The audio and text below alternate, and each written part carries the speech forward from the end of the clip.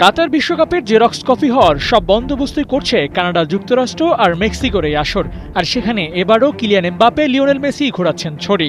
Round of 32 খেলা শেষ হওয়ার আগেই একটা হুঙ্কার দিয়ে রাখলেন ফরাসি অধিনায়ক।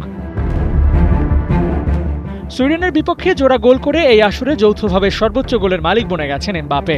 স্বাভাবিকভাবে গোল্ডেন বুটের জন্য মেসির সাথে প্রতিযোগিতাও তাই বেড়েছে। প্রশ্নটাও তোলা হয়েছিল প্রেস কনফারেন্সে, কিন্তু লড়াইটা এমবাপে করতে চান শুধু নিজের সাথেই।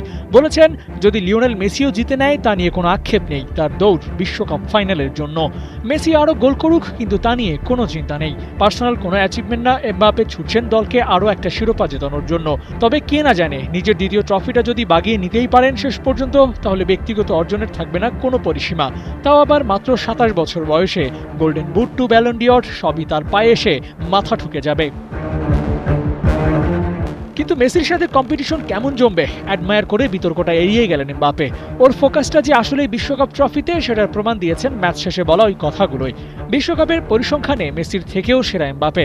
যেখানে 29 ম্যাচে 19 গোল করেছেন লিওনেল মেসি, সেখানে মাত্র 18 ম্যাচ খেলেই 18 গোল এমবাপের। মুখে না বললেও দুজনের লড়াইটা এড়িয়ে যাওয়ার কোনো সুযোগ নাই।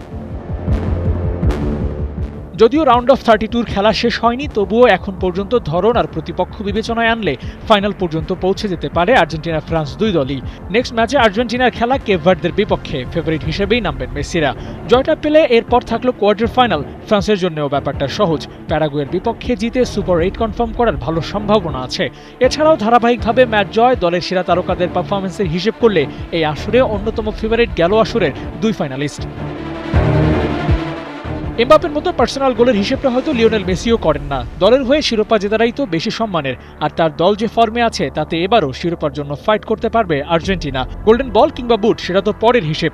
আপাতত মেসি এমবাপের চোখ সর্বোচ্চ সাফল্যেই। আবু নাইম, ৭১।